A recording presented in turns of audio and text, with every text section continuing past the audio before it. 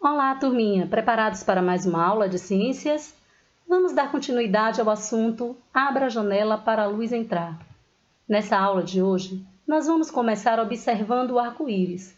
Você já deve ter notado que durante ou após uma chuva é possível ver o arco-íris. Você sabe por quê?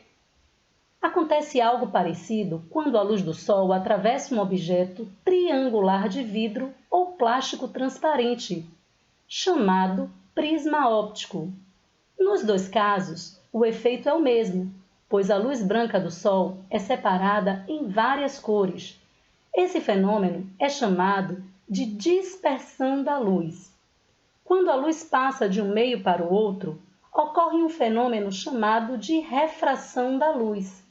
É o que acontece quando a luz atravessa o prisma.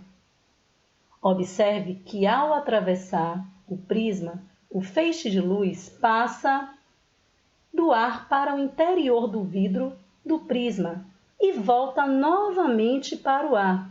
Nesse processo, cada feixe de luz sofre um desvio diferente em sua direção, o que permite observar as diferentes cores que formam a luz branca, da mesma forma como ocorre com as gotículas de água que formam o arco-íris. Observe a imagem então. A luz do sol sendo refletida através das gotas de água, formando assim o arco-íris. Mas vamos aprender um pouco mais. A luz branca que vem do sol ou de uma lâmpada acesa, ela é composta por 7 faixas de cores que variam desde o vermelho até o violeta.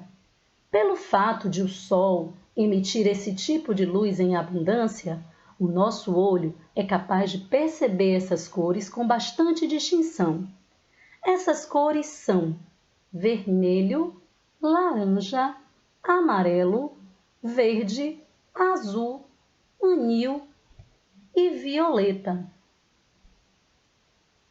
Isaac Newton foi quem descobriu esse espectro de luz visível quando ele utilizou um prisma triangular.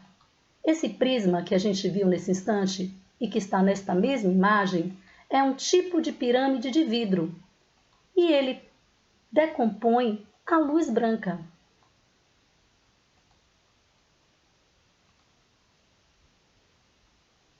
Como resultado, ele observou as 7 cores que formam o arco-íris. Com isso, ele pôde concluir que o arco-íris ele é proveniente da luz do sol, que quando atravessa as gotículas de águas dispersas na atmosfera, depois de uma chuva, se decompõe nessas cores distintas. Para comprovar o fenômeno contrário, ou seja, de que a luz branca ela é proveniente da soma dessas 7 cores, o nosso cientista criou o chamado disco de Newton. Na atividade de hoje, vocês vão aprender a fazer esse disco de Newton. Bom, as cores dos objetos. Quando a luz bate em um objeto translúcido ou opaco, parte dela é absorvida pelo objeto, processo ao qual chamamos de absorção. E a outra parte, ela é refletida. Esse processo chamamos de reflexão. A cor que enxergamos em um objeto opaco depende das luzes que ele absorve e das que ele reflete. Por exemplo, se um objeto ele reflete a cor vermelha e absorve as outras cores, ele é percebido como vermelho. Podemos dizer que a luz que o objeto é capaz de refletir depende de 2 fatores. Primeiro, do material de que é feito. Segundo, da cor da luz que o ilumina. Se vocês observarem a imagem, nós podemos ver que a flor vermelha ela consegue absorver todas as cores, menos a vermelha, que é refletida. Por isso, quando observamos para uma rosa, A luz dos nossos olhos, elas captam o vermelho, ou seja, essa é a única cor que a flor reflete. Observe que o mesmo acontece com a folha. Bom, a luz ela também é extremamente importante para os seres vivos. As plantas e os outros seres vivos, eles utilizam a luz, o gás carbônico e a água do ambiente para realizar um processo chamado de fotossíntese. E é através desse processo que eles fabricam o próprio alimento. Observem a flor. A luz solar aquece, eles utilizam gás carbônico, ele libera oxigênio e libera também esses açúcares.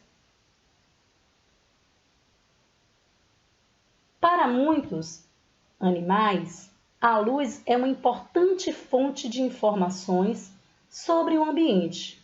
Por exemplo, as minhocas, que não têm olhos bem desenvolvidos, elas são sensíveis à presença ou à ausência de luz no ambiente. O sono, a variação da temperatura do corpo ao longo do dia nos animais, a germinação e o florescimento das plantas são outras funções dos organismos vivos que também são influenciadas pela luz e seguem um padrão que depende da duração dos dias e das noites. Bom, nossa aula termina aqui. Na próxima aula, nós vamos ver como é que nós enxergamos o ambiente e vamos também conhecer um pouco da nossa visão. Até a próxima, turma, e boa aula!